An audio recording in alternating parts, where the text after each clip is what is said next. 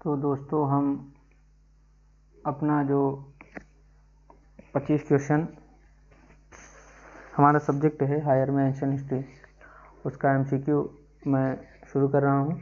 रोज़ 25 question का हमारा set जाएगा। अगर टाइम मुझे मिलता है तो 2 सेट मैं 25 क्वेश्चन का 2 सेट एकदम स्टैंडर्ड लेवल का आपके पास मैं वो करूँगा। उसके बाद आप देख लीजिएगा, अपनी तैयारी से अकॉर्डिंग पता चल जाएगी आपकी तैयारी किस लेवल की है। ठीक। और ये चीज़ मैं क्या है कि मेरे टेलीग्राम चैनल पे इसका जो पीडीएफ है मैं दे दूँगा।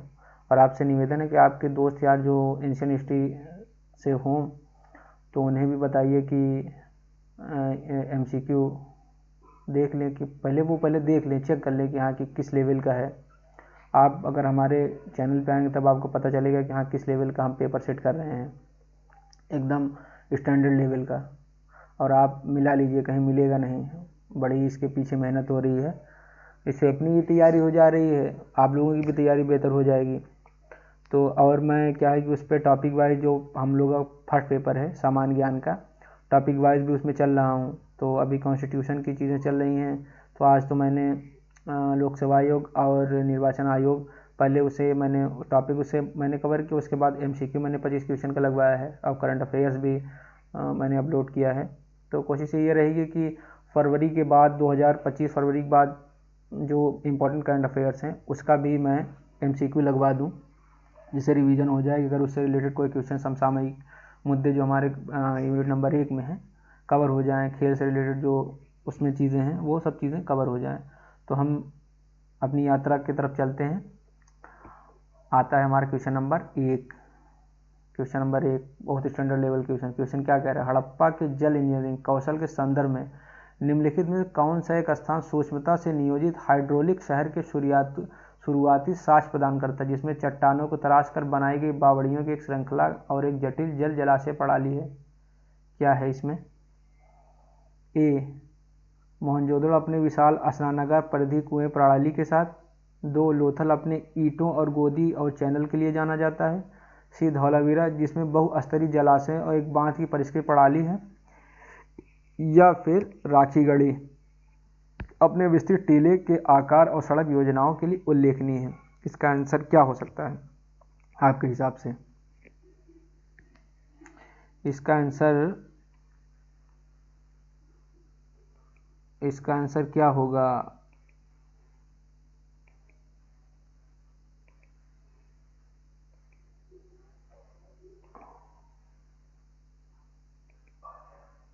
इसका आंसर क्या होगा आपके हिसाब से? इसका आंसर हमारा होगा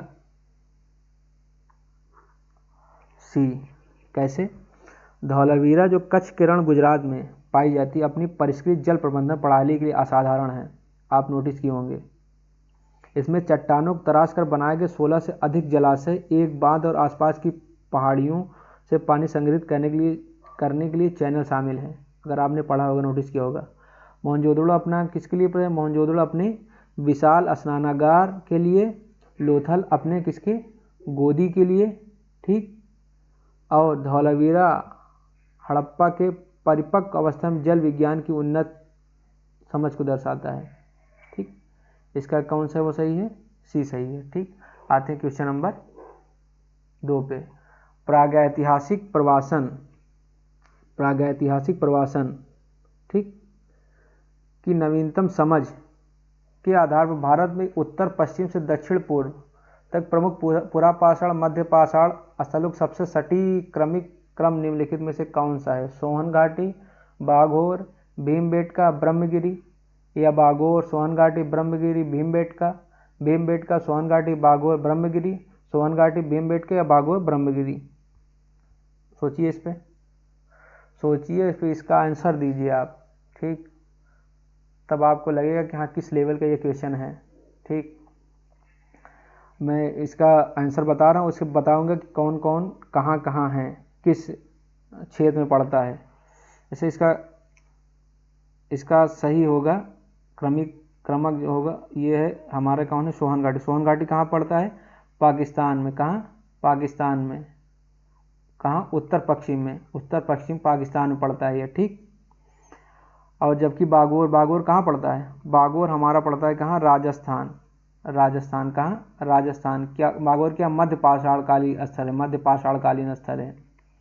बागोर क्या है? मध्य पाषाणकालीन स्थल है। भीमबेटका, भीमबेटका कहाँ है? ये पड़ता है एमपी में। कहाँ पड़ता है? एमपी में। किस लिए? भीमबेटका में पुरा पाषाण काल, पुरा पाषाण काल, पाषाण काल और मध्य पाषाण काल, दोनों के अवशेष मिलते हैं। जो ब्रह्मगिरी, ब्रह्मगिरी हमारा कहाँ पड़ता है? ब्रह्मगिरी हमारा पड़ता है कहाँ? कर्नाटक में। कहाँ? कर्नाटक में पड़ता है हमारा। ब्रह्मगिरी हमारा पड़ता है कहाँ? कर्नाटक में पड़ता है।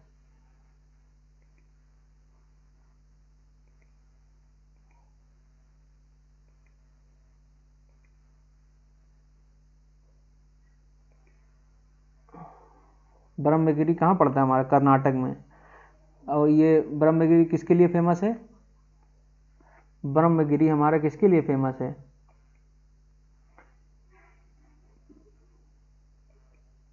ब्रह्मगिरी हमारा फेमस है किसके लिए? नवपाषाण। ब्रह्मगिरी नवपाषाणकालीन स्थल है। कौन? कहाँ? नवपाषाण, नवपाषाण काल और महापाषाण काल।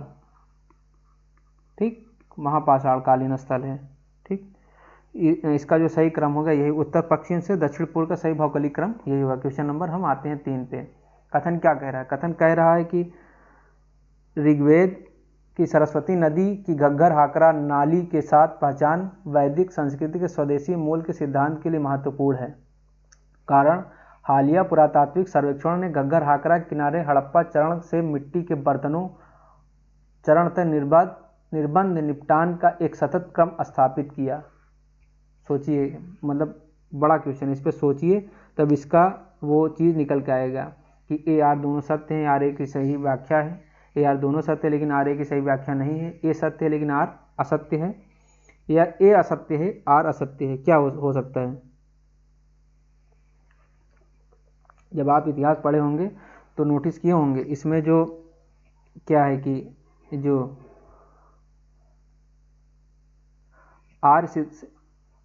आर्य सिद्धांत के जो समर्थक हैं, आर्य सिद्धांत के समर्थक क्या क्या कहते हैं?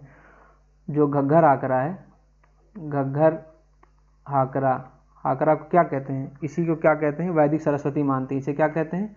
यही क्या है? वैदिक सरस्वती है। ठीक, इसे वैदिक सरस्वती मानते हैं।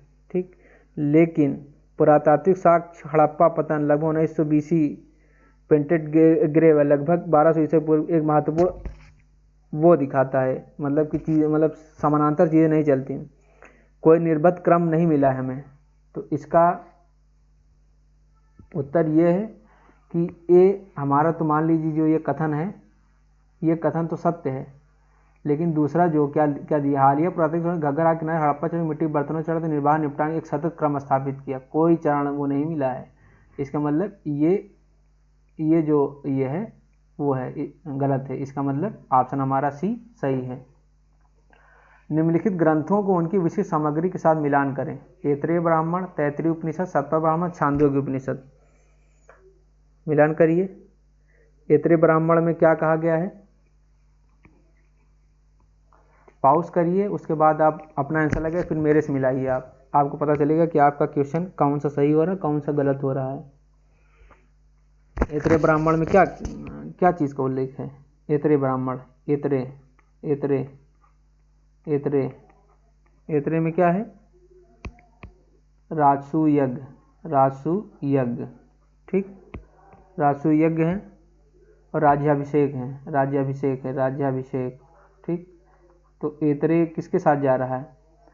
ऐतरेय वन का आई का वन आ रहा है। ठीक, आई का वन किस में आ रहा है? आई का वन एक ही में आ रहा है। तो अब देखते हैं तैत्तिरीय उपनिषद। तैत्तिरीय उपनिषद क्या कहता है? तैत्तिरीय उपनिषद, तैत्तिरीय में क्या चीज़ है? तैत्तिरीय में उल्लेख होता है, तैत्तिरीय उपनिषद में भृगु क्या चीज़ है? तैत्तिरीय उपनिषद में हमारा आता है क्या?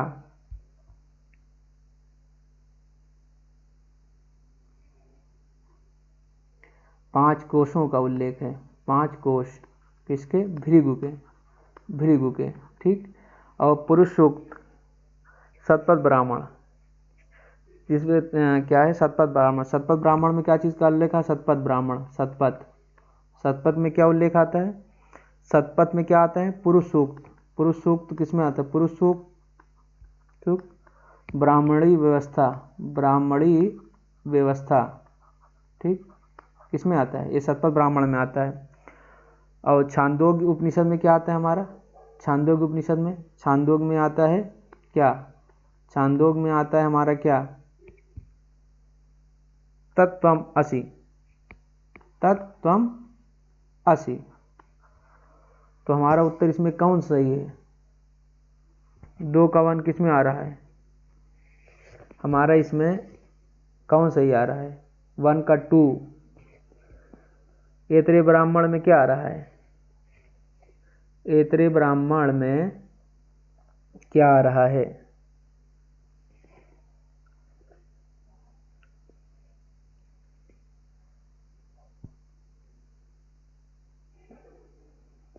क्या इसका आंसर होगा?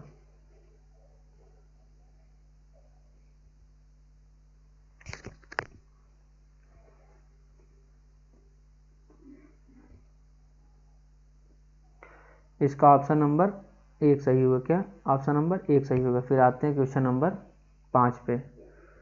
क्वेश्चन नंबर 5 पे आते हैं। क्वेश्चन नंबर 5 हमारा क्या कह रहा है? क्वेश्चन नंबर 5 कह रहा है उत्तर वैदिक काल के सामाजिक आर्थिक संगठन के संबंध निम्नलिखित कथनों में से कौन सा सही है? क्या है? क्या कह रहा है? विश्व जन की जनजाति सभा समिति में शक्ति काफी कम हो गई थी। श्रेष्ठिन, जिसे श्रेणी नेता का उद्देश्य संगठित व्यापार की शुरुआत को इंगित करता है। गोत्र संस्था कठोर हुई, तीनों उच्च वर्णों पर समान रूप से लागू थी। बताइए इसका। केवल 1 या 2, केवल 2 और 3, केवल 1 3, या फिर 1 2 3, तीनों कौन सा कथन सही है?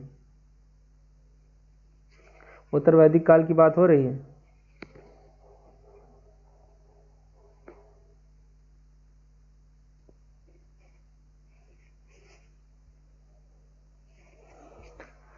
उत्तर वैदिक काल में जो क्षत्रिय ब्राह्मण थे, क्षत्रिय प्लस ब्राह्मण, इन्होंने क्या किया? सत्ता का केंद्रीकरण इनके पास हो गया, केंद्रीकरण हो गया इनके पास, ठीक।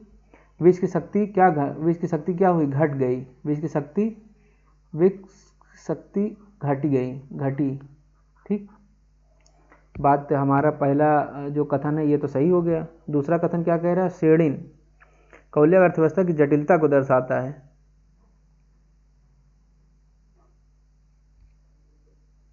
क्या ये कथन सही है?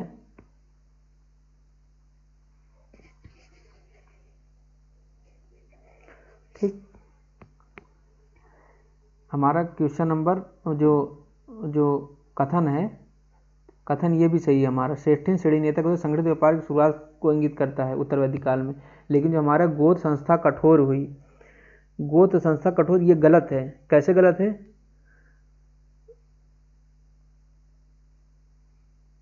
वैश्यों पर गोत्र बहिर्विवाह प्रारंभिक काल में कम सख्ती से लागू था।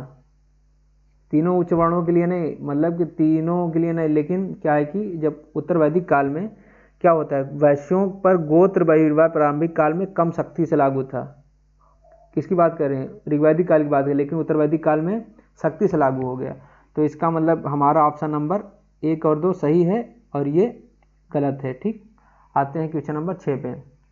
जैन धर्म की आगमिक परंपरा, जैन धर्म की आगमिक परंपरा और प्रारंभिक थेरवाद बौद्ध धर्म बीच एक मूलभूत ज्ञान मीमांसी अंतर निम्नलिखित में से कौन सा है? चलिए बताइए। जैन धर्म वेदों के अधिकार को स्वीकार किया, बौद्ध धर्म ने अस्वीकार किया। जैन धर्म एक अस्थाई आत्मा जीव विश्वास करता था, बौद्ध धर्म में अनात्ता का या अनात्मवाद का सिद्धांत प्रस्तुत किया। जैन धर्म ने मध्य मार्ग की वकालत की, बौद्ध धर्म अत्यधिक प्रायश्चित निर्धारित किया। जैन धर्म ने सामाजिक सुधार केंद्रित किया, लेकिन बौद्ध धर्म विशुद्ध दर्शन था। कौन सा इसमें ज्ञान मीमांसा अंतर में कौन सा है? सवाल व्याख्या क्या है?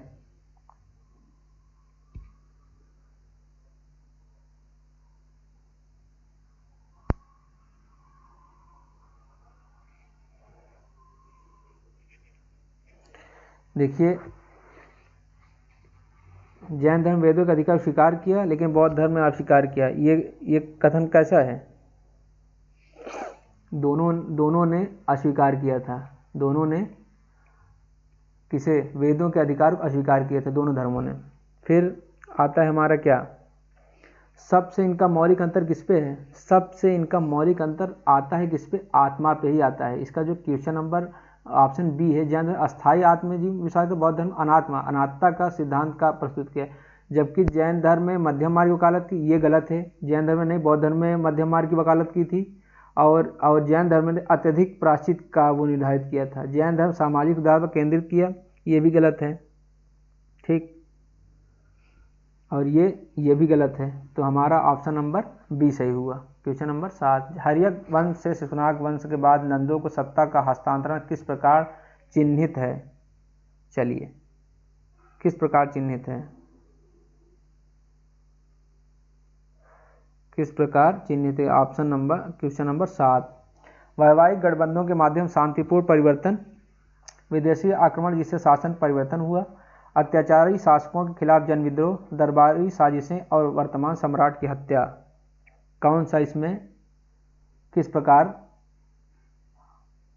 क्वेश्चन कह रहा है कि हर्यक वंश के शिशुनाग वंश और उसके बाद नंदों को सत्ता का हस्तांतरण किस प्रकार चिन्हित है, ठीक। आप अगर मतलब उठा के देखेंगे, आप नोटिस करेंगे क्या है, 5वीं और 4वीं शताब्दी ईसा पूर्व मगध का इतिहास हिंसक सत्ता परिवर्तन से भरा है ना। बौद्ध और पौराणिक स्रोत जो हैं वो क्या होता है, अंतिम हर्यंक के राजा नागदशक को मारकर शिशुनाग स्थापित हुए, और अंतिम शिशुनाग राजा को पद्मनंद ने उखाड़ फेंका। हड़पने और हत्या का पैटर्न इस काल की विशेषता है। क्या है? ये विशेषता है इस काल की, ठीक। आते हैं क्वेश्चन नंबर 8 पे। मेगास्थनीज की विवरण, मेगास्थनीज का जो इंडिका है उसका विवरण क्या देता है? मेगास्थनीज का विवरण इंडिका मौर्य प्रशासनिक संरचना को हेलेनिस्टिक शब्दावली का उपयोग करके भ्रमित करता है। कारण दिया है, मेगास्थनीज मुख्यतः एक सैन्य रणनीतिकार था, उसकी टिप्पणियां सैन्य क्षमताओं तक ही सीमित थी। ये यार दोनों सत्य है, यार एक सही व्याख्या है। ये यार दोनों सत्य है लेकिन आर की सही व्याख्या नहीं है। ये सत्य है लेकिन आर असत्य है। ये असत्य है लेकिन आर सत्य है। इसका क्या है आंसर? बताइए इसका आंसर, तो सोचिए।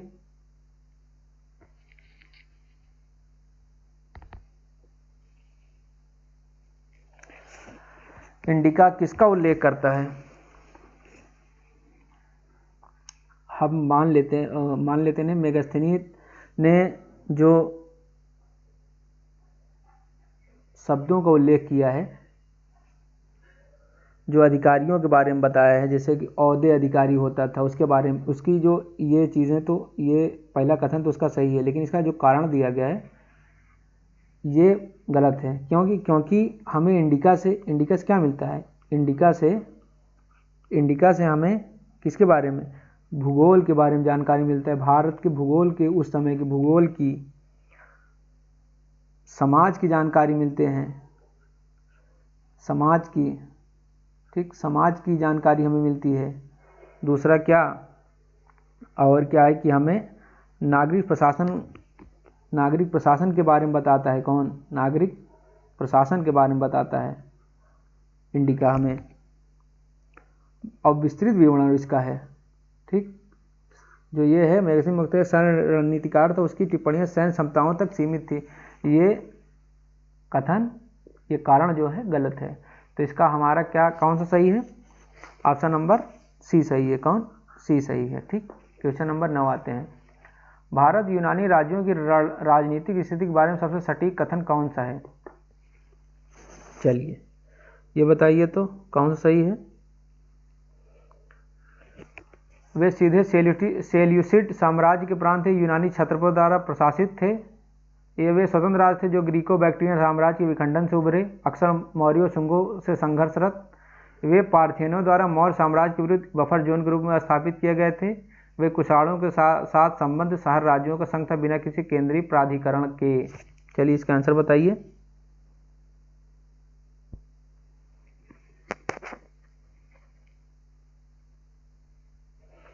कैसे भारत यूनानी राज्य राजनीति के बारे में सबसे सटीक कथन कौन सा है? वे सेल्यूसिड साम्राज्य के प्रांत यूनानी क्षत्रपों द्वारा प्रशासित थे। क्या थे? कैसा इंडो ग्रीकों का उभार कैसे होता? अगर आपने पढ़ा होगा तो आप इस सवाल का जवाब दे देंगे। कैसे होता है? पहला तो ये सवाल गलत है, क्योंकि वो क्या थे? ग्रीको बैक्ट्रियन साम्राज्य जब विखंडन हुआ, ग्रीको बैक्ट्रियन, ठीक,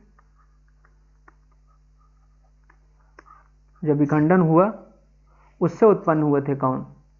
ये भारत यूनानी राज्य, ठीक। तो हमारा जो ये है पहला वो कथन गड़बड़ हो गया। वे स्वतंत्र राज्य थे,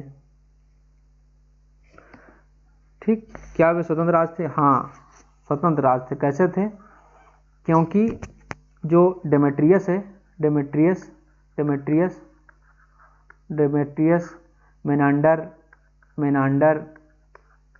मेनांडर, ये क्या थे?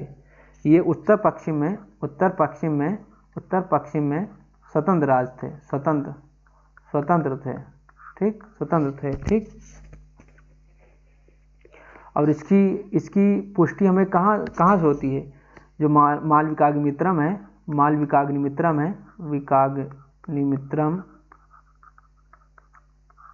और किससे? पतंजलि के महाभाष्य से, ठीक। इसका हमें सबूत मिलता है। बाकी और कथन, ठीक, गलत हैं। तो हमारा ये सही है, ठीक। आते क्वेश्चन नंबर हम 10 पे आते हैं। निम्नलिखित कुषाण शासकों को उसके सिक्कों की विशेषताओं से मिलाएं। भीमकार्तिसस, कनिष्क प्रथम, हुविस्क, वासुदेव प्रथम।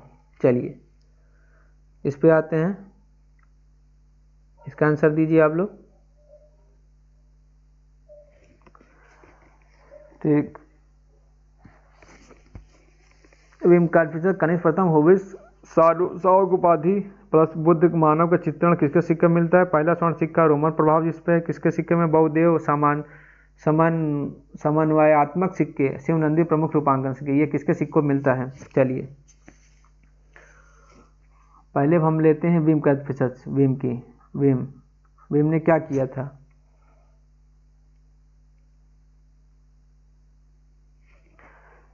ये पहला स्वर्ण सिक्का जारी किया था। किसने? पहला स्वर्ण सिक्का जिस पर प्रभाव है। तो हमारा भीम के साथ 2 का 1 किस में आ रहा है? 2 का 1 हमारा सी में आ रहा है, इसमें आ रहा है हमारा, ठीक। और भी देख ले रहे हैं हम। उसके बाद कनिष्क हमारे, कनिष्क क्या किए थे भैया? कनिष्क उपाधि क्या थी? कनिष्क उपाधि क्या थी?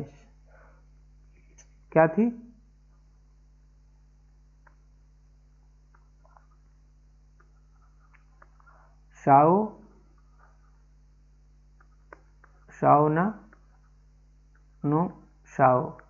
ये आधुनिक शहंशाह जो मिडिल काल में रहे हैं उनमें ये उसी से निकल के आया। शहंशाह जो शाओ नो शाओ, ये उसी से निकल के आया। कनिष्क प्रथम के सिक्कों पे ये उपाधि मिलती है, ठीक। और उसके सिक्कों पे एक चीज़ और, क्या? बुद्ध का मानव चित्रण मिलता है, ठीक, इसमें जो दिया गया है, ठीक। हुविस्क के सिक्के पे, हुविस्क, तो हमारा हुविस्क आता है। हुविस्क के सिक्कों पे क्या चीज़ का आता है? हुविस्क के सिक्कों पे बहुदेव समन्वय, क्योंकि भारतीय देवताओं के चित्र इसके सिक्कों मिलते हैं। शिव नंदी प्रमुख किसके? वासुदेव प्रथम के, शिव नंदी, ठीक। तो हमारा ऑप्शन नंबर कौन? सी सही है। कौन सा? सी सही है, ठीक। क्वेश्चन नंबर हम आते हैं 11। एक इतिहासकार तर्क देता है गुप्त साम्राज्य सामंती निष्ठाओं का नेटवर्क था। निम्नलिखित कौन सा प्रमाण इस सामंती व्याख्या का सर्वाधिक समर्थन करेगा? चलिए बताइए। आप अगर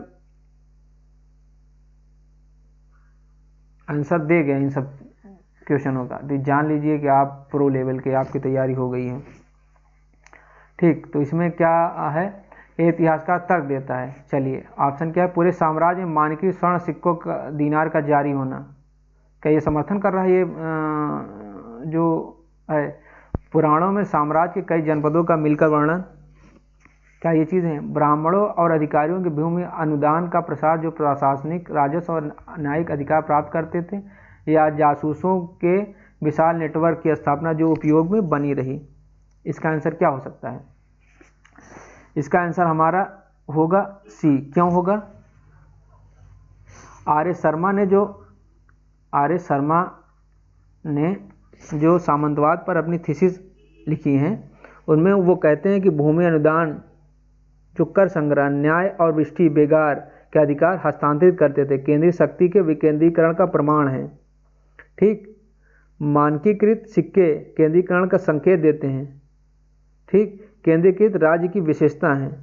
तो इसका ऑप्शन हमारा क्या? सी। ये सी सही है। ठीक है। आर एस शर्मा की जो थीसिस है उसमें ये चीज़ निकल के आती है। उत्तर भारत के इतिहास में हर्षवर्धन 606 से 47 का शासन विशेष रूप से महत्वपूर्ण, क्योंकि यह दर्शाता है, क्या दर्शाता है? चलिए, क्या दर्शाता है बताइए तो आप लोग, क्या दर्शाता है?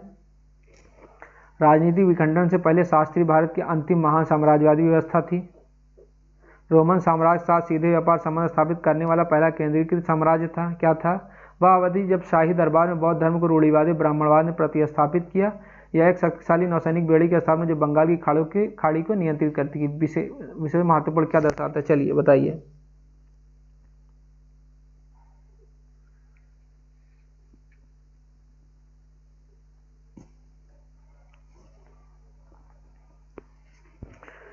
इसका क्वेश्चन क्या सही होगा? इसका ये सही होगा। क्यों? क्योंकि जब हर्ष की डेथ हुई तो क्या है कि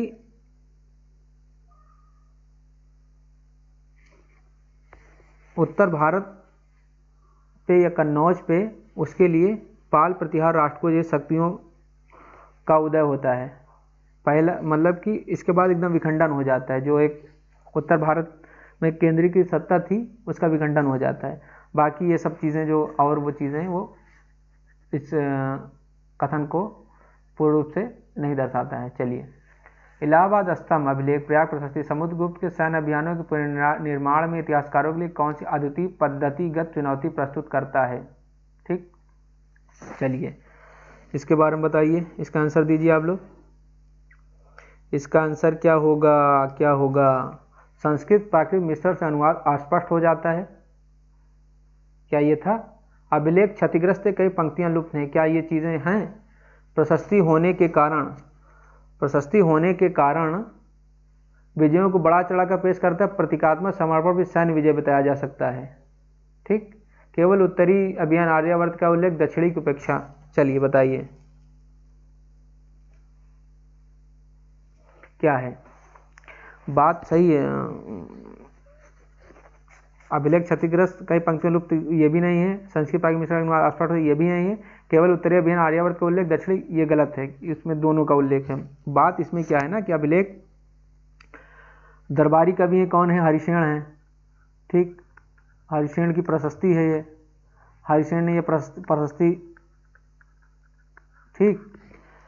और ऐतिहासिक तथ्य और काव्यात्मक अतिशयोक्ति, ये अंतर करना बहुत गड़बड़ होता है। जैसे कि उसमें उल्लेख आता है ना कि दक्षिण के शासकों को ग्रहण मोक्षानुग्रह ग्रहित करके छोड़ देना, पकड़ कर रिहा कर दें। व्याख्या सैन्य या प्रतीकात्मक आधिपत्य स्वीकृति दोनों रूपों में हो सकती है। यह अभिलेख शास्त्रीय संस्कृत में अच्छी तरह संरक्षित है। मतलब बढ़ा चढ़ा के चीज़ें बताई गई हैं। इसका हमारा क्वेश्चन का आंसर ये होगा। ठीक। आते हैं, दक्षिण भारतीय राजवंशों को उनके विशिष्ट योगदान से मिला है। बादामी के चालुक्य, पल्लव, चोल, राष्ट्रकूट, सब मिलाइए। इसका कौन सा क्या है क्या नहीं,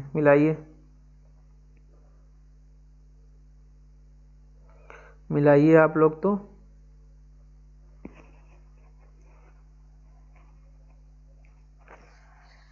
बादामी के चालुक्य, पल्लव, चोल, राष्ट्रकूट। अब आ जाते हैं हम बादामी के चालुक्य। बादामी के चालुक्य किस लिए प्रसिद्ध हैं? बादामी के चालुक्य, ठीक। किसके लिए? रॉक कट मंदिर, ठीक। कदम कदम संदर्भ। ठीक। अब पल्लव पल्लव पल्लव पल्लव पल्लव किस लिए? रथ रथ। ठीक। चोल चोल ग्राम प्रशासन। ठीक ठीक। राष्ट्रकूट राष्ट्रकूट राष्ट्रकूट किस लिए? भूमि अनुदान भूमि अनुदान अनुदान किन्हें? बौद्धों को। ठीक ठीक। तो हमारा किसमें आ जा रहा है? बादामी चालुक्य। किसमें जा रहे हैं? बादामी चालुक्य 4 का 1। 4 का 1 किसमें आ रहा है? 4 का 1 हमारा 2 में आ रहा है। तो फिर पल्लव रथ पल्लव 3 का 2 3 का 2 किसमें आ रहा है? 3 का 2 4 का 1 3 का 2 ये आ रहा है हमारा ये बी में। ऑप्शन नंबर 20 का सही है। Question number 15। प्राचीन भारतीय सामाजिक धार्मिक चिंतन में पुरुषार्थ की अवधारणा ने क्या प्रदान किया? चलिए बताइए। वर्ण के आधार पर कानूनी दंडों का कठोर ढांचा या फिर मानव जीवन के 4 वैध उद्देश्यों की लचीली योजना। धर्म अर्थ काम और मोक्ष। एक विशुद्ध तपस्वी विचारधारा जिसने सांसारिक जीवन को अस्वीकार किया। राजनीति और प्रशासन के नियम पुस्तिका जो शक्ति के अधिग्रहण पर केंद्रित है। चलिए बताइए। बहुत आसान क्वेश्चन है, जिन्होंने पढ़ा है पुरुषार्थ के बारे में तो इसका आंसर दे लेगा। तो इसका मतलब यही हुआ। ठीक। धर्म अर्थ काम मोक्ष हिंदू धर्म का एकीकृत ढांचा है। ठीक। इसकी प्रतिभा यह है कि धर्म को नैतिक सीमाओं के भीतर अर्थ काम की खोज अनुमति देता है और यह कानूनी संहिता नहीं है और न ही तपस्वी अस्वीकृति और न केवल राजनीतिक नियम पुस्तिका है। तो इसका ऑप्शन नंबर बी सही है। Question number 16। प्रारंभिक गुप्त काल में महिलाओं की स्थिति की और भूमिका सर्वोत्तम वर्णन कौन सा है? चलिए बताइए। धर्मशास्त्र के अनुसार उन्हें शिक्षा और विरासत सहित सभी क्षेत्रों में पुरुषों के साथ पूर्ण समानता थी। क्या थी? मुख्यतः घरेलू भूमिकाओं तक सीमित, लेकिन स्त्री धन की स्वामिनी और कभी कभी शिक्षा प्राप्त, जैसे प्रभावती गुप्ता।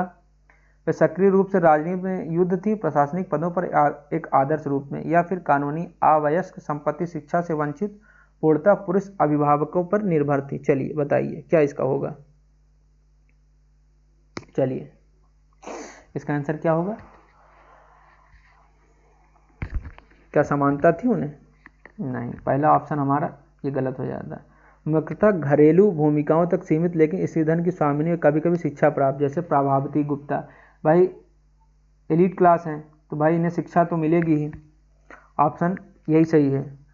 ये भी हमारा ऑप्शन गलत है, ये भी ऑप्शन गलत है।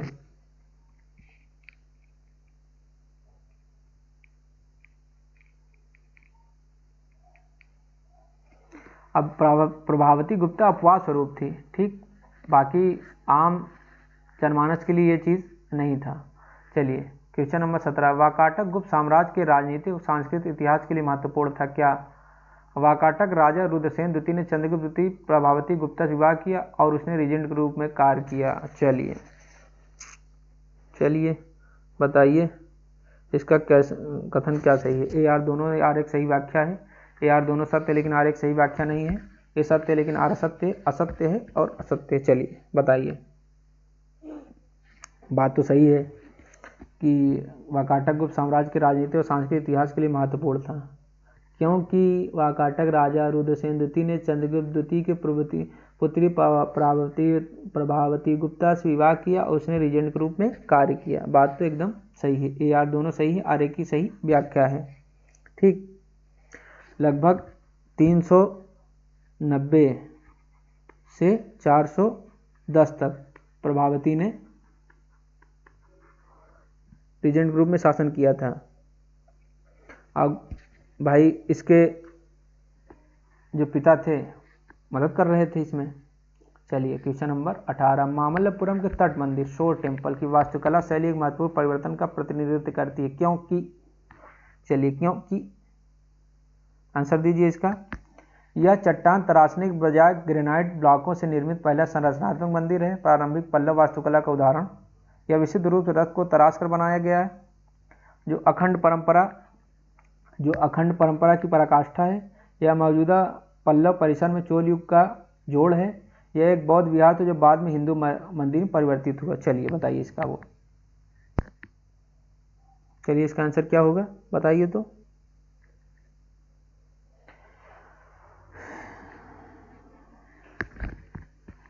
इसका आंसर हमारा ये होगा। कैसे?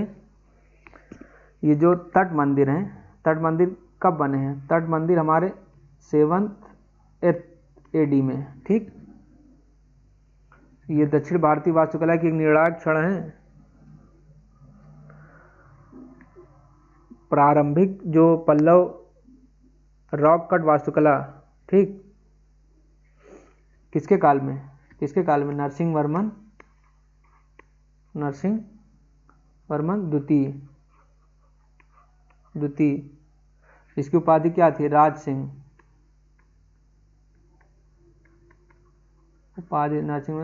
उपाधि थी के।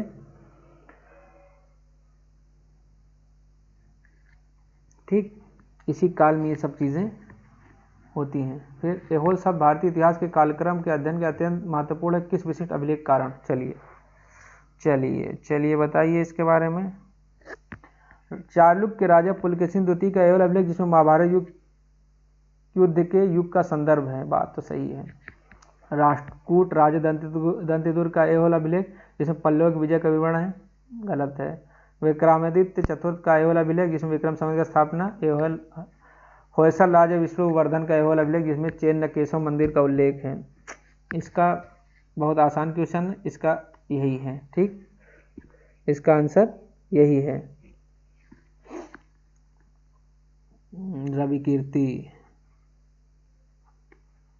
रवि कीर्ति 7th AD, ठीक।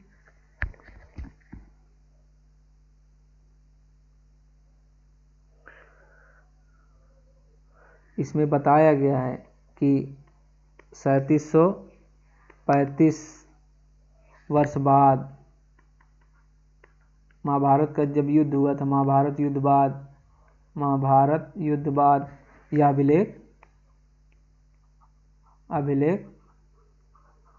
खुदवाया गया, ठीक।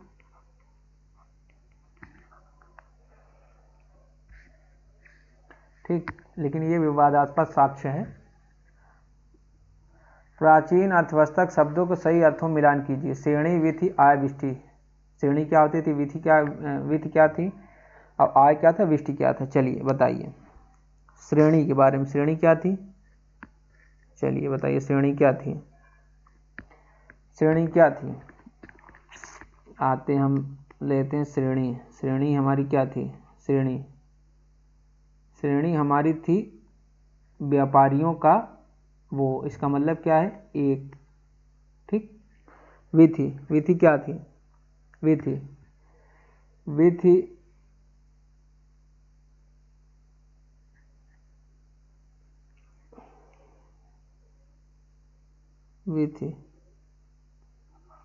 राजस्व जिले गांव का समूह होता था। आय क्या था? राजा का राजस्व हिस्सा होता था। क्या थी? आय क्या था?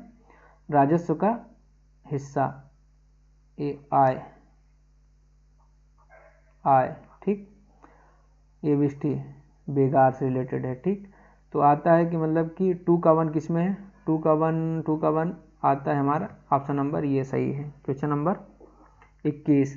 प्राचीन भारतीय समाज में अवर्ण समूह की अवधारणा एक अखंड श्रेणी नहीं थी, अवर्ण, ठीक। पेरिप्लस और तमिल संगम साहित्य बताते हैं वर्ण व्यवस्था से बाहर कुछ समुदाय लंबी दूरी व्यापार करने में लगे थे, उन्हें आर्थिक स्वायत्तता प्राप्त थी। चलिए ये बताइए। और टेक्निकल चीज़ अगर कॉन्सेप्ट आपका क्लियर नहीं है तो एक भी सवाल का उत्तर आप नहीं दे पाएंगे, ठीक।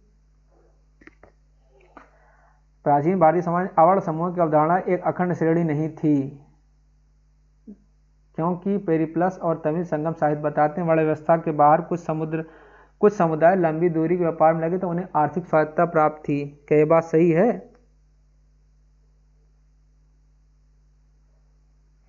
ठीक। हाँ, ए आर दोनों से आर एक सही व्याख्या है। कैसी व्याख्या मैं थोड़ा सा बता दूंगा आपको। अवर्ण श्रेणी किसे कहा गया? अवर्ण श्रेणी, अवर्ण श्रेणी, अवर्ण श्रेणी साउथ में किसे? जिन्हें अछूत माना जाता है, किन्हें अछूत माना जाता है, अछूत, ठीक। जिन्हें क्या कहा जाता था? वेल्लम, वेल्लाल, वेल्लाल, ठीक, वेल्लाल। ये क्या थे? समृद्ध व्यापारी थे, ठीक, समृद्ध व्यापारी थे। और ये दोनों बात हमें कहाँ, जो तमिल संगम के ग्रंथ है उसमें, और क्या है कि पेरिप्लस ऑफ एरिथियन सी में जो उल्लेख आता है उसमें इस चीज़ का उल्लेख हमें मिलता है। महायान बौद्ध धर्म के विकास ने प्रारंभिक थेरवाद परंपरा से सबसे महत्वपूर्ण सैद्धांतिक बदलाव क्या दर्शाया? चलिए बताइए। महायान, देखिए सब कॉन्सेप्ट बेस है, कॉन्सेप्ट और फैक्ट, अगर दोनों चीज़ें नहीं तो आप जवाब नहीं दे पाएंगे। चलिए, किसी भी देवता या दैवी प्राणियों के अस्तित्व का खंडन, ठीक। फिर ऑप्शन क्या है? बोधिसत्व का आदर्श, सभी प्राणियों को मोक्ष दिलाने के निर्वाण में देरी, अरहत आदर्श का प्रतिस्थापन, या बौद्ध स्तूपों की पूजा धार्मिक अभ्यास के प्राथमिक रूप में, या सभी बौद्धों ग्रंथों के लिए एकमात्र धार्मिक भाषा के रूप में पाली का उपयोग। चलिए इसका बताइए क्या आंसर होगा। थेरवाद परंपरा सबसे महत्वपूर्ण सैद्धांतिक बदलाव क्या दर्शाया गया? पहले आपको महायान बौद्ध धर्म क्या है ये जानकारी होनी चाहिए। थेरवाद परंपरा के सबसे महत्वपूर्ण क्या चीज़ है, ये चीज़ आपकी होनी चाहिए, ठीक। ये हमारा आंसर इसका ये है, ठीक। क्यों ये है?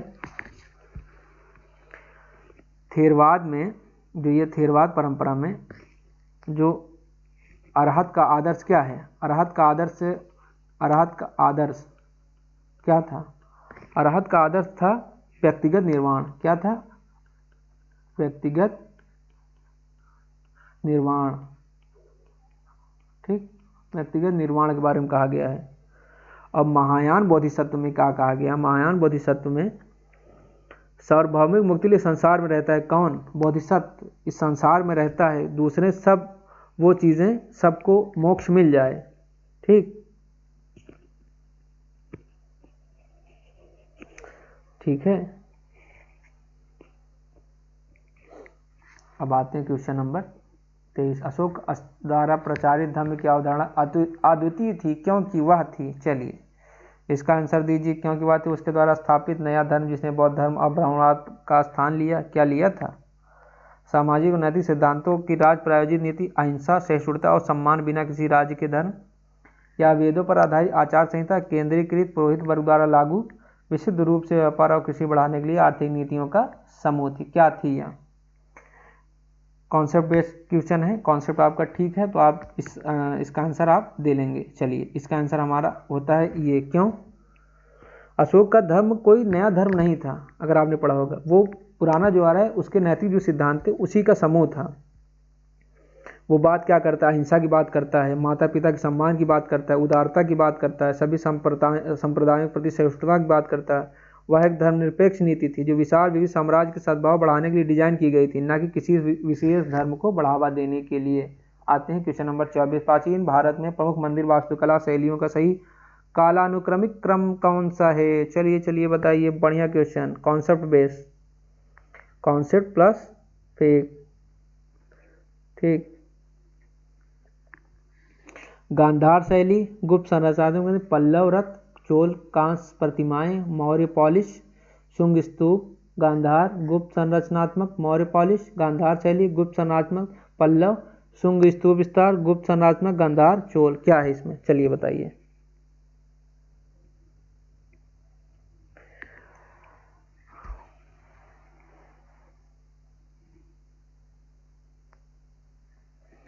पहले हमारा कौन आएंगे? पहले हमारा कहाँ है? मौर्य, ठीक। मौर्य के बाद शुंग, शुंग के बाद क्या है? गांधार, गांधार के बाद सूर्य। तो हमारा ये ऑप्शन नंबर ये सही है, ठीक।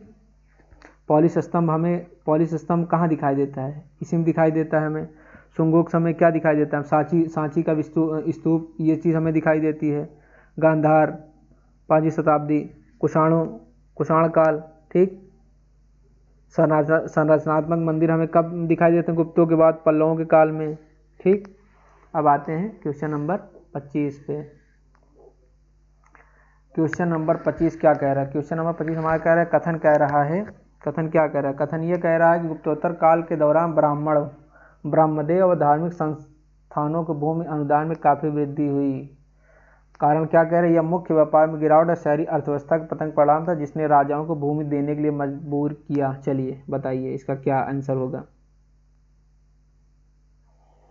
बताइए इसका क्या आंसर होगा। ए आर दोनों सही है, आर व्याख्या है, ये सही व्याख्या नहीं है, ए सत्य है आर असत्य है, ये ए असत्य है आर असत्य है। चलिए क्या है इसके बारे में बता दूं। ये व्याख्या सही कर रहा है। क्यों व्याख्या सही कर रहा है? क्योंकि आर एस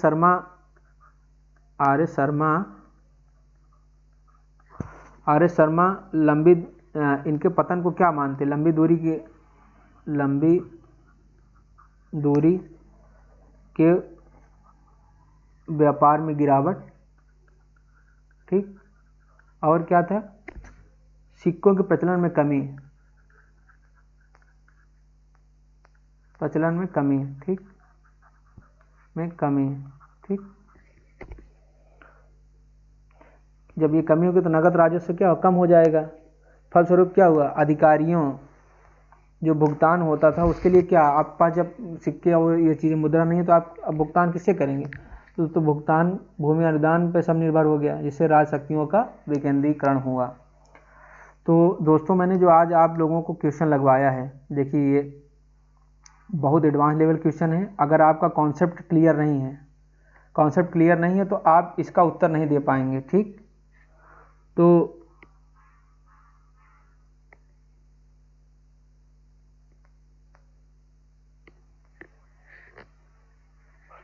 ऐसे ही हम कोशिश करेंगे अपना मतलब इसी स्टैंडर्ड लेवल का क्वेश्चन सेट करने का, और आप भी अपनी तैयारी साथ साथ मेरे साथ जारी रखिए। आप देखेंगे कि आप हमें लग रहा है कि बहुत कम लोग इसमें क्वेश्चन पुटअप कर पाए होंगे सही, आप मिला लीजिएगा, ठीक है। आप स्क्रीनशॉट ले सकते हैं और भी दोस्तों को अपने बता सकते हैं कि किस लेवल का क्वेश्चन मैं सेट करवा रहा हूँ, ठीक है। देखिए दोस्तों, फिर मिलते हैं आपसे अगले MCQ जो सेट हम लगवाएंगे, अगले मिलते हैं। तब तक के लिए दोस्तों आप लोगों से अलविदा चाहते हैं।